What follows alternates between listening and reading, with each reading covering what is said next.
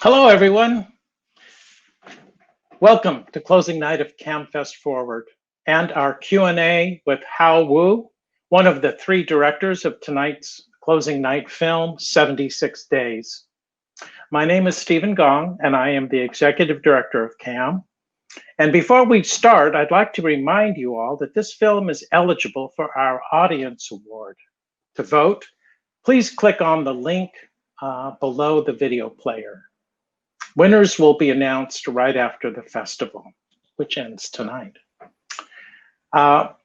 We've just watched 76 Days, a harrowing and yet hopeful look inside the front lines of the COVID-19 pandemic in Wuhan, China, in the early days of the outbreak.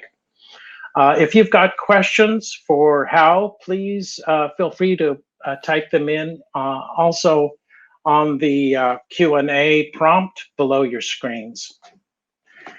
So I'd like to now welcome the director, Hao Wu. And if you follow CAAMFest, you are real familiar with Hao's works because we've played just about all of his films. I will mention them. The Road to Fame, 2014, The People's Republic of Desire, CAAMFest 2018, and all in My Family, CAAMFest 2019. So we are great fans of your work, Hao, and congratulations on this film. It's making a lot of waves. I guess it premiered at TIFF, and we are thrilled with your success because we just heard it's been picked up by MTV to be distributed, I guess, theatrically, and yet you're also right in the midst of your festival run. Is that right? That's right. Now, first of all, thank you, Stephen, and thank you, Cam, for inviting me back and screening 76 Days. Yeah, it's a great honor to come back virtually in the Bay Area. Yes, MTV documentary film announced less than a week ago that they picked up the North American rights of 76 Days. We're still in discussion to figure out exactly what the distribution would look like, but I'm pretty sure it's going to be a combination of probably virtual theatrical as well as some kind of TV broadcast within the Viacom family. Well, I'm sure a lot of our viewers will want to recommend the film to friends and family. And if you all stay in touch with us, or I'm sure if you use social media, you'll be able to find out. We'll all be able to find out where to watch it next. You know, I just watched it earlier tonight with my family, and I'm still trying to process it. And I'm sure that images will come back to me for days, if not weeks. You know, it's a very, very moving film. And especially so, it seems to me, Hao, because we are still in the middle of this, you know? So, well, actually, maybe let's start at the beginning. And I know you've done this one, but it's a very interesting story. Will you please tell us how the film came about? Yeah. Okay. So before I start on that story, for those of people who want to follow up on where your friends and family can watch the film, you can visit 76daysfilm.com. So because the film will participate in many online festivals in the US in the coming month. So anytime there's an online festival, people anywhere in the US can log on and watch the film. In terms of how I started with this film, Stephen, I mean, you've seen all my past films. Usually I like to focus on character-driven stories. I don't like to chasing news topics. Normally I would not be doing a film about COVID, but COVID has turned out to be very personal because on January 23rd, 2000, this year, the day Wuhan was put under lockdown, I flew back to Shanghai to spend Chinese New Year with my family. And both my parents had the late stage cancer surgery last year. So I was hoping to bring my kids back to spend as much time with them as possible.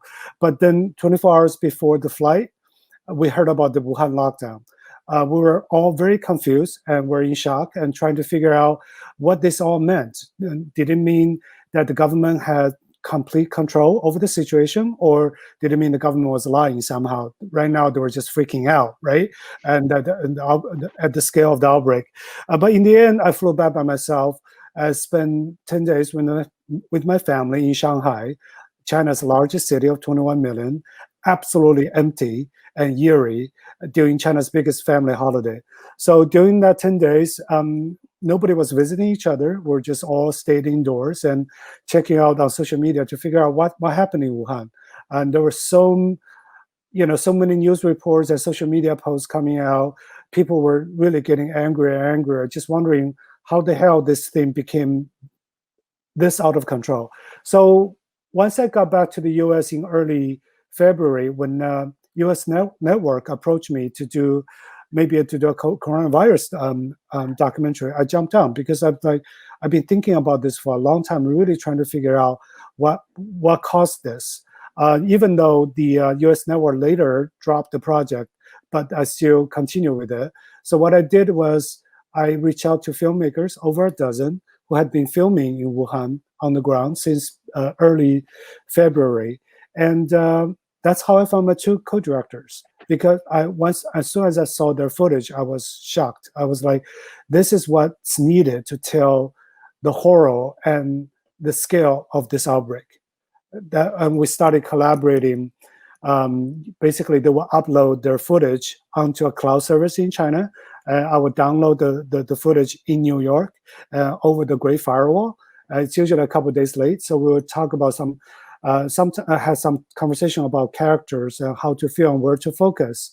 But then in late March, and because of the geopolitical tension, as soon as the virus came to the U.S., especially to New York, and our president has keep on saying it's a China virus, a Wuhan virus, and China, the government kind of fought back with a lot of media control.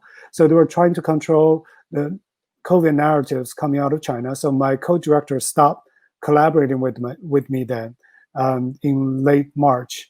And so basically I had no film, and then I was sheltering in place and had nothing better to do. So what I did was because I already downloaded their footage, I said, maybe I can start editing a film to see, first of all, if there's a film there. Secondly, if I can edit a film quickly, once I show my film to them, to show them my creative intention, maybe they will agree to collaborate with me again. So I started editing. I edited a few scenes. I sent it out to Jean Chen, my mentor and my frequent collaborator. She saw 3 scenes. I basically cut 3 scenes. She saw those 3 scenes. She said, yes, you have a film. Please keep on going. And that's how I keep on going with my editing.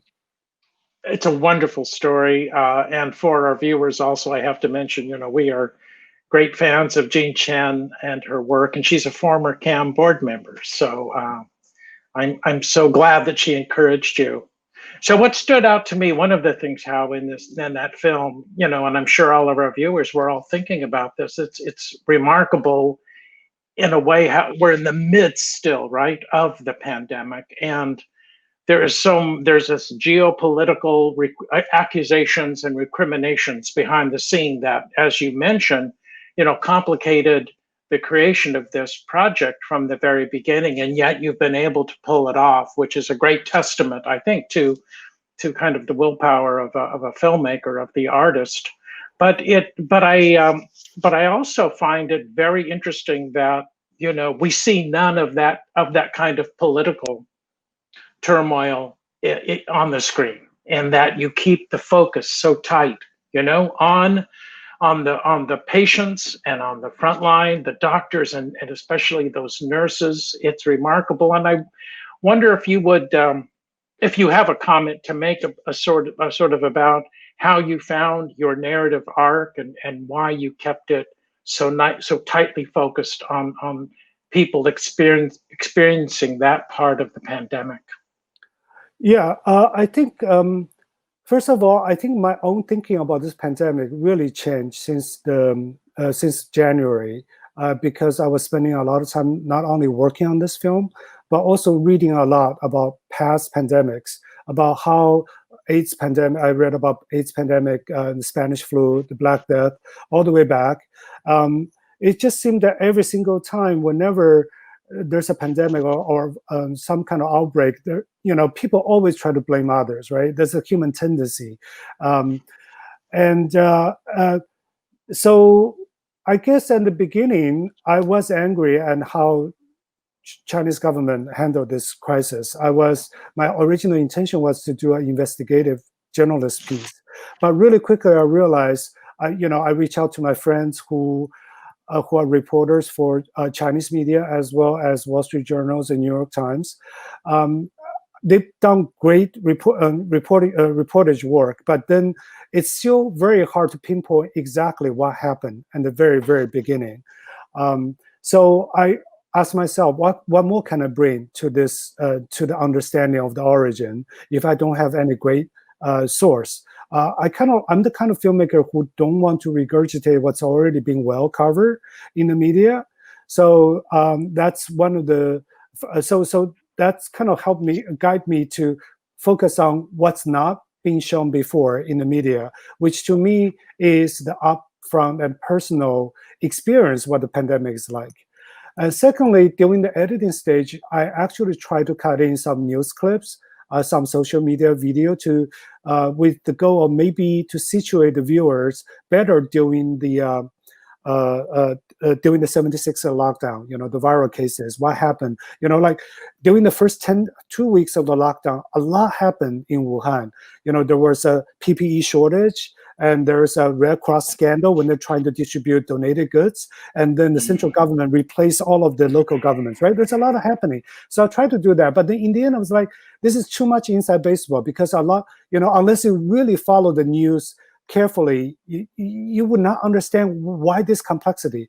And secondly, I feel like that's actually distracting the viewers away from the power of the footage, which is this kind of these personal stories that are so raw and harrowing. So in the end, I was like, forget it. I'm just gonna get rid of all of that, so like more newsy clips, and just really focus on what's good, what's unique about the footage that my co-director have shot, to tell very human stories and let people experience this. Because this is, when I was editing this, it was the same story, similar story, not this exactly the same story. Similar stories were happening in Italy, in Madrid, in New York City as well. So I feel like maybe, doing the editing, my intention become clearer and clearer, which was to make a film that's universal rather than very specific about what happened in Wuhan. Right. Thank you very much. And now that you mentioned it, yes, and we have a question from the audience about the wonderful footage, and I must say, it's remarkable how intimate, the footage is captured, and some of it is so beautifully composed as well.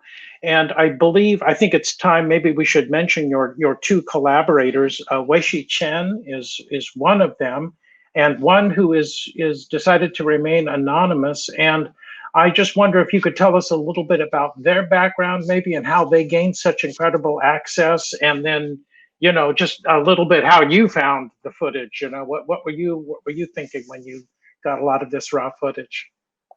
So Weishi Chen, he's a reporter for Esquire China, more commercial publication in China. He's done a lot of video news pieces for Esquire, as well as short form documentaries. So as soon as he heard about the lockdown, he basically volunteered to go to Wuhan himself. The magazine didn't send him. He just wanted to be there to see what was happening. Through his own personal relationship, he found a medical team that was being sent from elsewhere in China to Wuhan to support the local hospitals. He embedded himself with that medical team and arrived at the hospital and got the hospital chief to allow him to continue to stay with the medical team. That's how he found access. And my other co-director, Anonymous, let's say he's a local reporter. He's actually a photojournalist by training.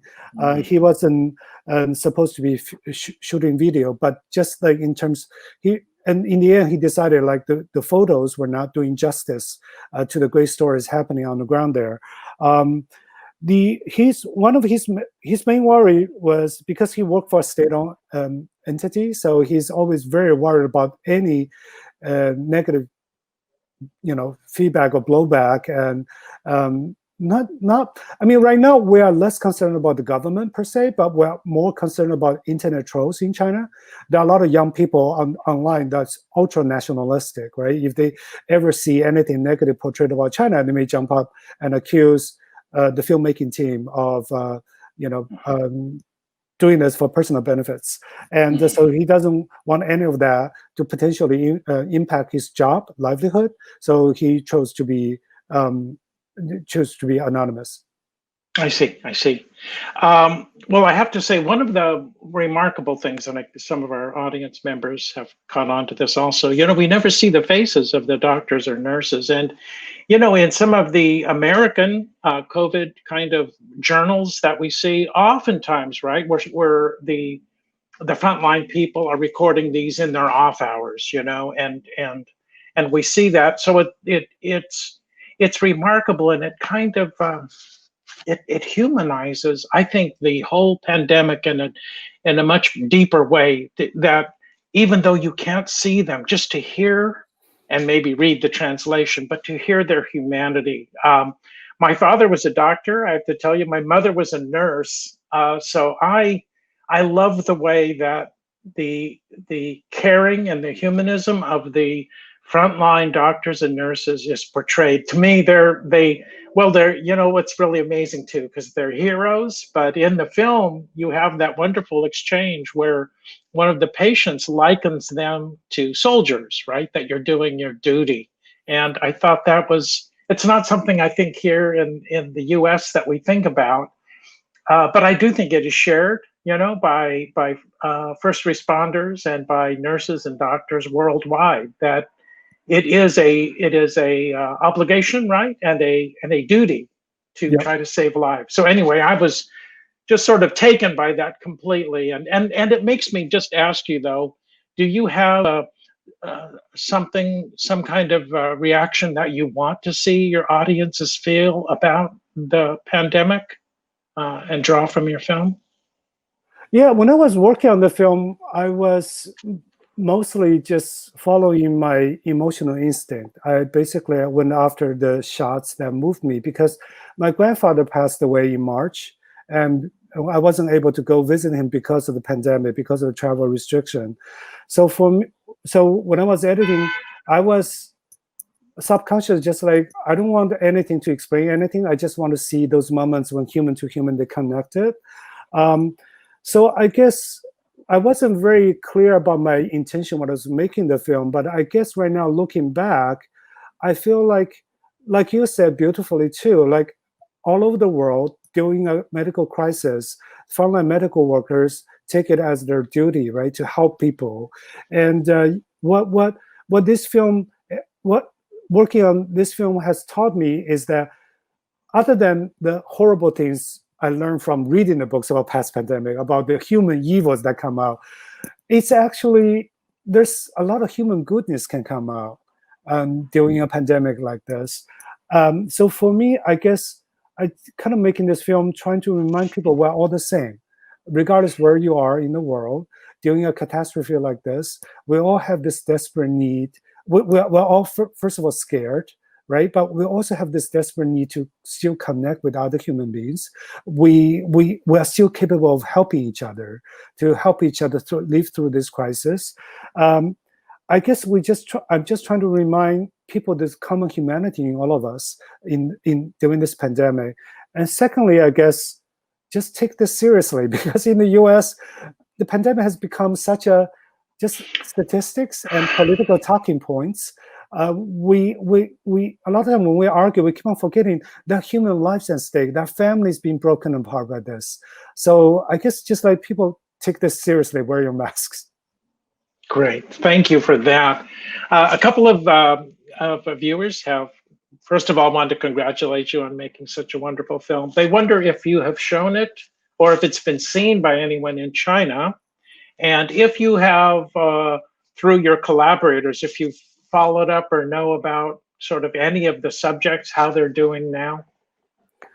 No, no one has seen this film in China yet. We're doing very controlled, because we're still not sure how this film, going to be received. So we are gradually I guess right now the Chinese social media response to this film has been neutral to positive. So maybe we'll explore some China distribution down the road.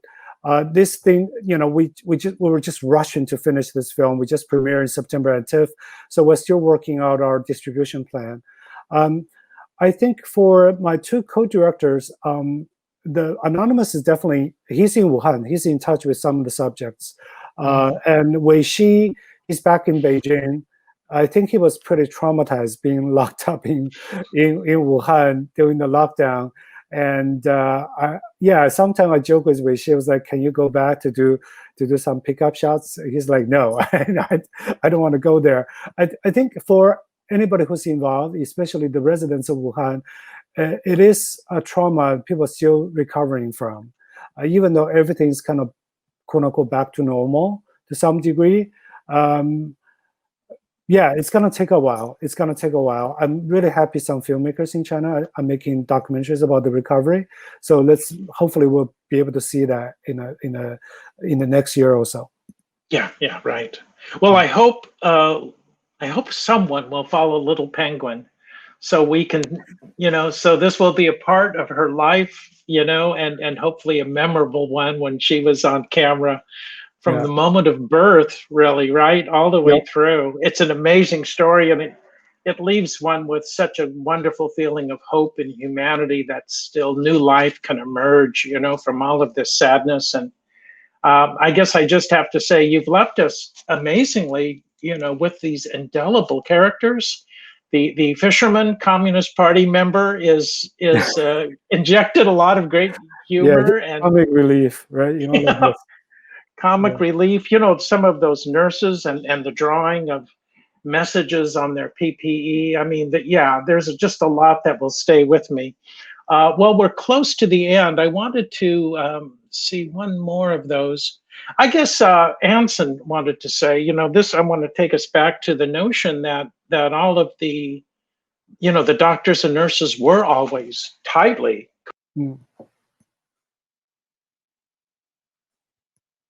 Completely.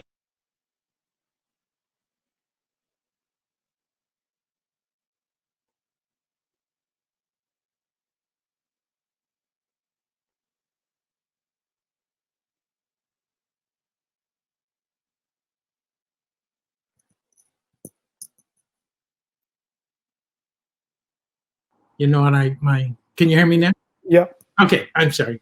Were you tempted ever to have the faces of your doctors and nurses, available to you, or so was it a circumstance of the way the footage came to you that you had to live with, or did you feel that this was just fine and it was part of the story you wanted to tell? I actually have a lot of footage of them without their masks, right? Once they're outside of the contamination zone, they can take off their masks and PPEs. I just feel like, but those scenes were not that interesting. And because the most important scenes was on the front line inside the zone, where they interact with each other and with the patients. So once again, I just stay with the emotion. And there's only one scene where we see the nurse Yang Li, right, taking off her mask really briefly, because that's just a beautiful moment. That's a beautiful day. It's the magic hour, and she's looking at the birds outside of the window. So I decided to keep that bit. I tried to cut in some other the male nurse taking off his mask, but that scene just didn't work. That actually slowed down the film, and without adding much to the emotional tone or intensity of the film. Wow. Well, Hao, thank you once again for making such a beautiful film, such an important film for this moment. And I think the word that I'm sure that you have expressed is something that we share, that it's possible, one, to make great art even in the midst of terrible tragedy, and that we're not out of this yet. And in fact, there's a lot of concern about the fatigue, right, of masking up and keeping social distance and isolation. But we really all need to do that. So I thank you for giving us this film. I thank you for joining us tonight. To all of you watching, Thank you for attending CAAMFest Forward, and have a wonderful evening, and keep wearing your masks and keep observing proper distance, and we'll see you all. Take care. Thank you for watching. Thank you, Stephen, for having me.